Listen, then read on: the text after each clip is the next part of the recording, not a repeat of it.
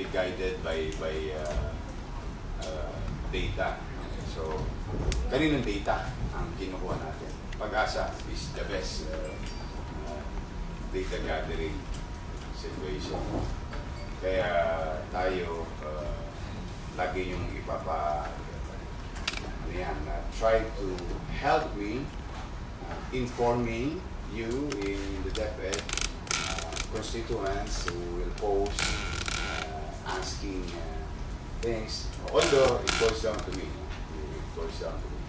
But given a chance like what happened in some instances that may mga area tayo geographically challenged, yung ating mga institutional location, yung mga geographical challenge na. So, pwede yan, si principal, pagka sa tingin niya medyo talagang baha doon sa lugar niya. You hold it na lang.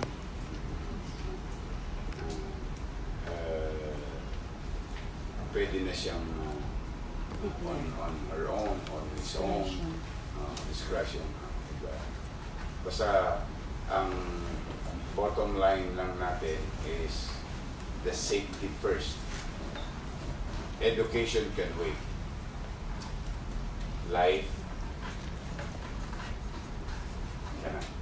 So, para at least alam niyo lang yung policy. Alam niyo yung direction. So, I would rather be wrong in canceling than be wrong in not canceling, then something happens. Or something happened. Diba? So, but anyway, you tell your relatives, don't go to Manila today. You just inform them, cancel everything, stay home. We were informed that huhupa ng ulan, but it's in 2 hours after declaration, but it seems it's the other way around.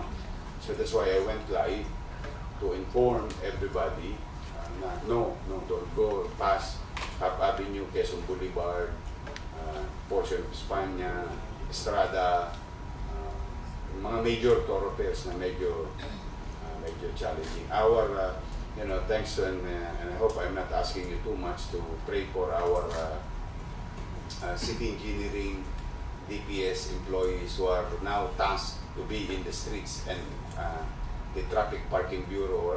These are our employees who are in the streets while we are here in Oval Office, trying to rearrange things. Pray for them. Tao pa rin yung mga yan. Sa kalye sila. But yun lang importante. Always try to address queries. Para lang tawag yan. Panatagan ng may bibig. Ganda naman ito, Starbucks. Natutuwa ako dyan sa Starbucks SM. Lagi silang isulat sa keep safe, drive, have a great day, weekend. Your may always stop sa Starbucks. I appreciate this type of things. So anyway, kaya ako nagpatawag ng school board meeting, although we just had it 2 weeks ago. 2 weeks ago, no? 2 weeks ago. July na. Dati ba every quarter? O As needed. every year? As the legal access. So anyway, meron kasing kaming nakita na posible natin magamit at maitulong sa mga kawani ng pamahalaan din na hindi naman natin talaga literal na kawani. These are our what we call DAYCARE teachers. Then through some research,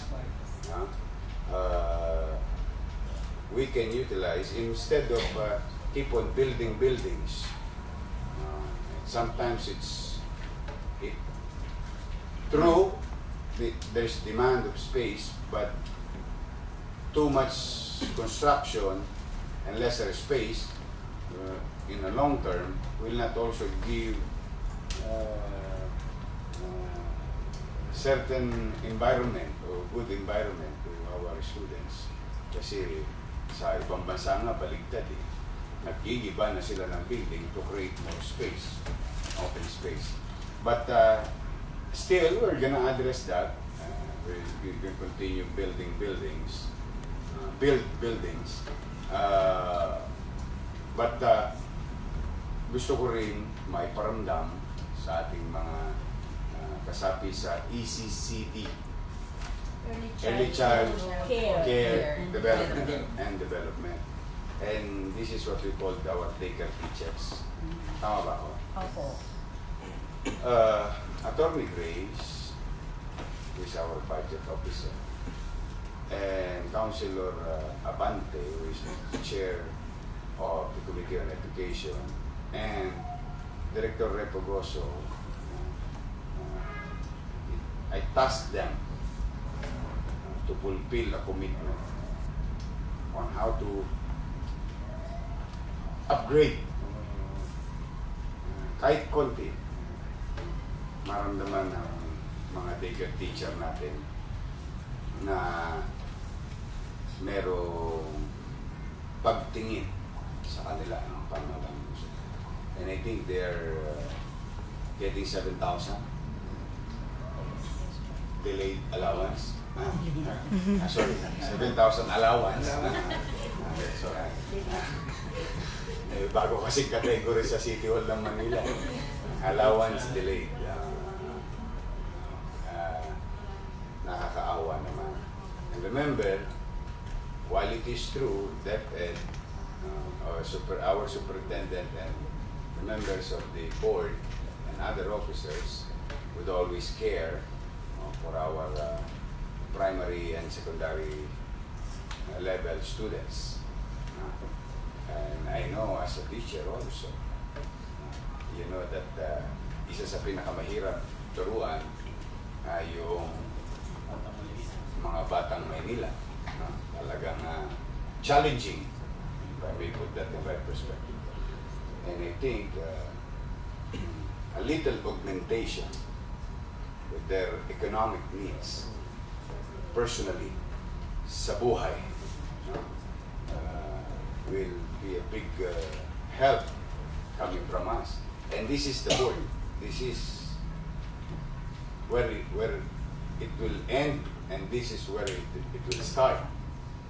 Kaya nasa kamay natin, nasa palat nating lahat, at kaisipan, paano nga ba natin matutulungan, may taas ang antas ng pamumuhay ng mga guro sa DAYCARE. So your mayor, is asking you, and I hope you don't mind me asking, because Attorney Grace Chua, who is a former member of the City Council, is now our budget officer, saw the opportunity to help, to extend assistance to our. So we'd like to give the floor to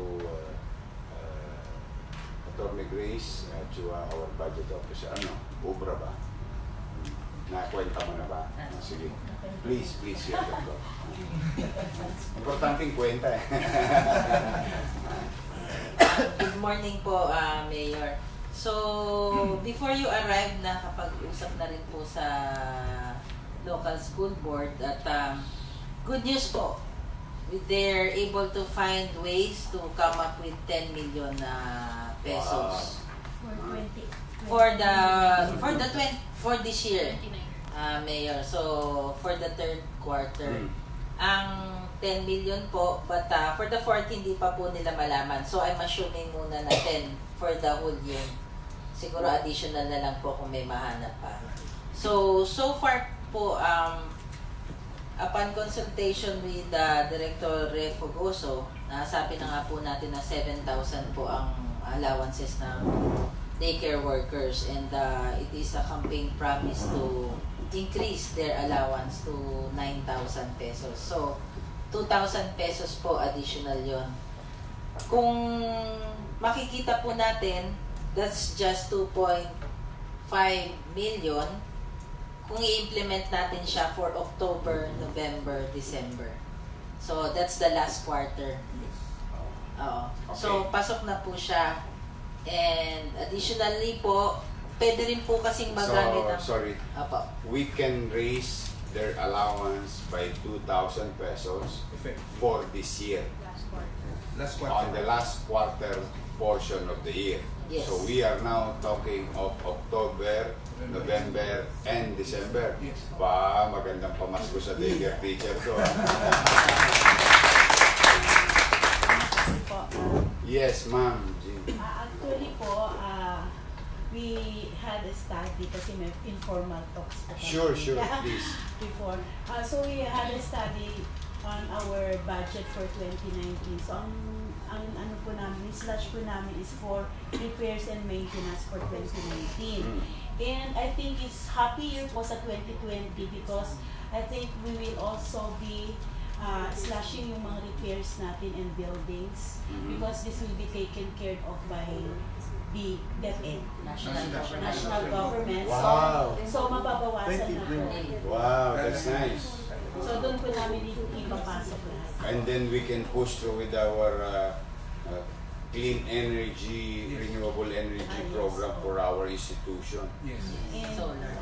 Solar. and yeah, and I also reported this morning that we already have a survey on what schools who have already rain catchment facility that are improvised and status of functional and not functional. And likewise, yung solar power generation sa mga schools because there were some schools who have donations from the DPWH. This is status report po has already been submitted to our engineering department. Wow, that's nice. So, meron So, na po sila. nasa isang direction tayo so far. But I have to make a call lang, emergency call.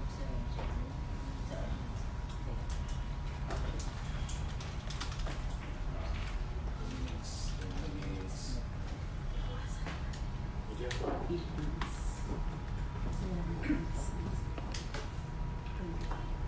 Tsaka mas mabilis i-implement pag Okay, 2 minutes.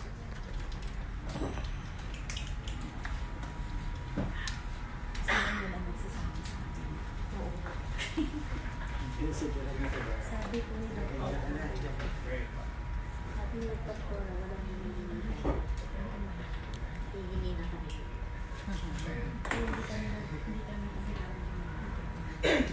So, Chief, may landline ka nila. Tawagan mo. kaya alam ko na may isisibi. Sige. So, ano mo lang, landline na lang. Hindi yung makontent. Okay. Okay, so it's clear that we can extend additional 2,000 pesos for our daycare teacher. We are talking about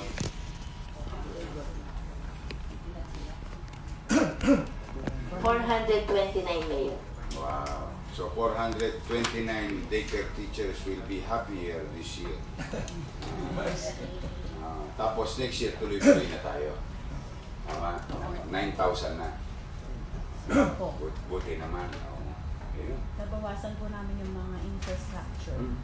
Yung mga... Slow moving po kasi.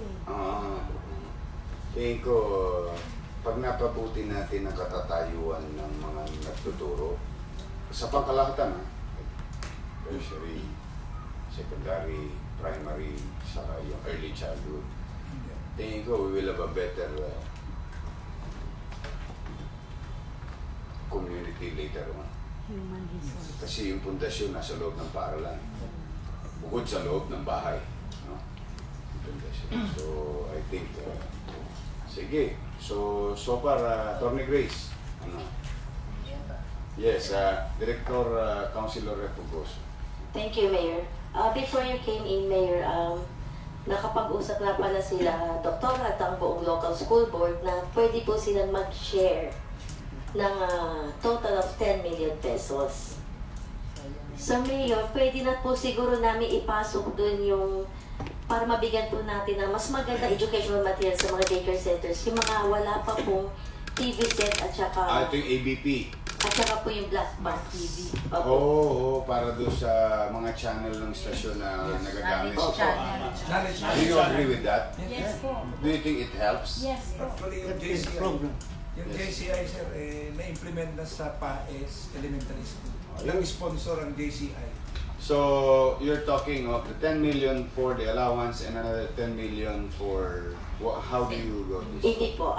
Yung Sige, 10 please. million lang, yung in-offer po ni Doktora, 10M. Doktora, baka pwedeng 10.5 na lang kasi. Hindi po, estimate lang po kasi to. Okay, ano yung Sige po, sige po. 10.5. Kasama na po the allowance ng daycare teachers, yung po smart TV at saka po yung black box, ABS-CBN black box. So, yung ABS-CBN black box, swerte na ABS. Wala bang KB7 black box?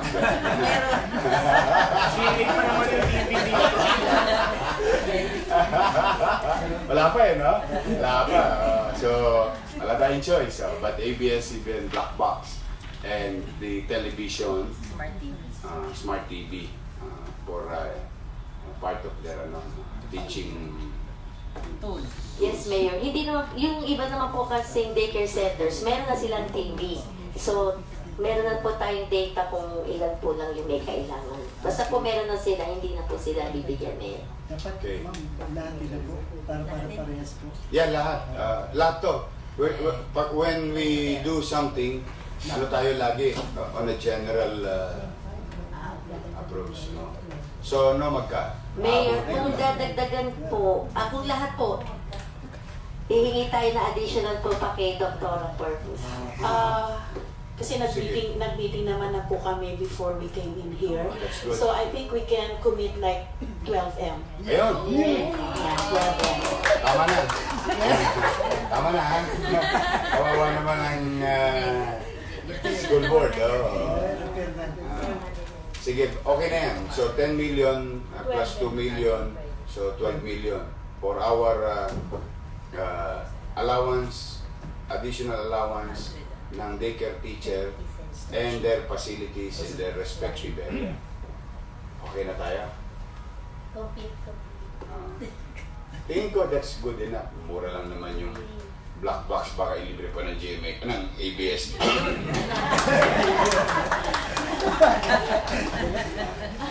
Hindi, makinig tayo kay kay Ted Pailon. Oh, para manalo tayo ng black box. Ang may wag, black box! Oh, anyway, yes, sir. Good morning po, Mayor. Kasi po, 10 years ago, naging president po ako ng Daycare Parent Teacher Association.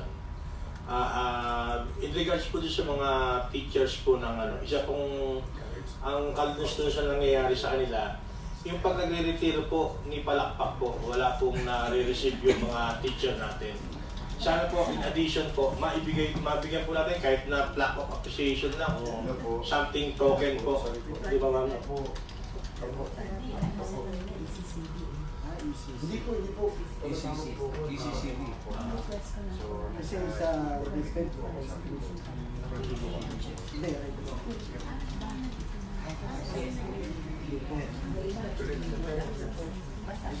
Sarang sa Opo.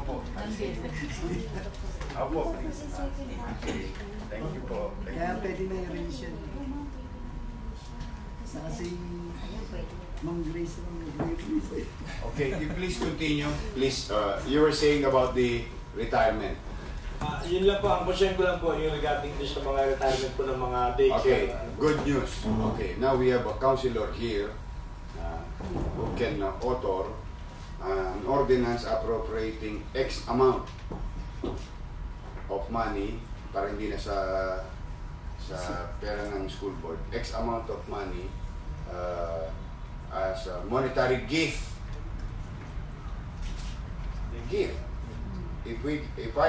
If the city can give 100,000 pesos for our senior citizens who are centenarians and 500 pesos for our senior, if we can do this, then what is about if we have about 400 plus, no? Daycare teachers. Ano ba naman yung limbawa, meron silang 50,000 pesos retirement gift. Gift. So, we'll task Councilor Abante to come up with an ordinance Kasi hindi naman sabay-sabay yung 400 nag-retire. Hindi naman po. Di ba? Oo, isa, dalawa, tatlo. Malaki din sa No? Sa isang taon. Eh, that's only 500,000 pesos. Yes.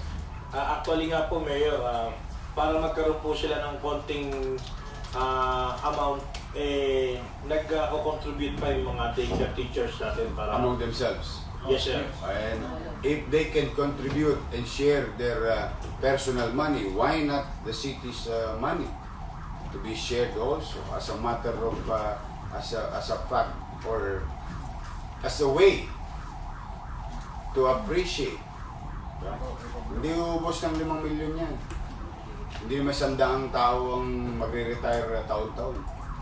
So a million or 2 or 3 will not harm the city, but it will generate certain level of love or feelings, no? That all works done through these years and decades of work, token, and then there will be ceremony. Hindi na lang sila basta uuwi sa bahay nila tapos na ang lahat isang araw. The way it was being conveyed to us, no? This is one way of appreciating them. So we'll have a program for that. That is a good suggestion. Okay? Sige, special ha. Mura lang naman. Sige ma'am. Since everybody approves of the 12M, can we now move for a resolution? Okay. Mayor. Attorney Grace. Opo, mag-update lang po ako for the information of the body. Kasi yung kaninang 10M na napag-usapan po, it's based on kung ano lang po yung mga daycare schools na kailangan ng TV. Pero if we are going to provide everyone, lahat po ng daycare centers natin ng TV, obviously magtataas ang cost. I make a rough estimate 15.6M. Kasama na po yung TV, yung TV Plus, and yung sa daycare workers natin. 15.6. Sige, it's up to... I don't want them to be put in a situation that... Yeah. We look, siguro itong for third quarter, okay muna. Yeah, Then for that's the a good fourth quarter, answer. yes. We look into that po ulit. Kaya gusto Yes. ko si Ma'am Jenny. She will never say no. Yes, Yan ang ma'am. importante. Diba? We don't find problems, we find solution. And Tama naman everybody- yun. To be fair, o sige, tirahin na natin yung 12, posam sa allowance, yung 2 million sa other facilities. Anyway, matagal naman ang requisition process. Matagal naman. So, I think we can buy time, and I think by that time, a few months thereafter, the DepEd can come up with a certain level of savings. Oh, see? Ayan, okay.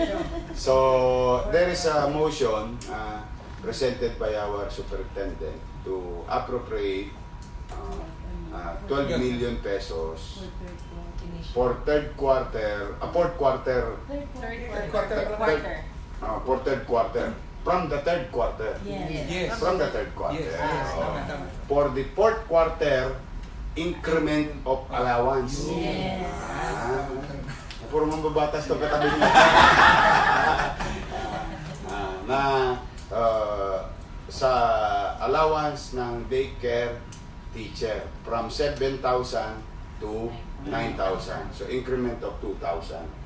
And other for purpose of other yung facilities o audiovisual o facilities na Instructional materials. instructional materials. So, yan para medyo malawak.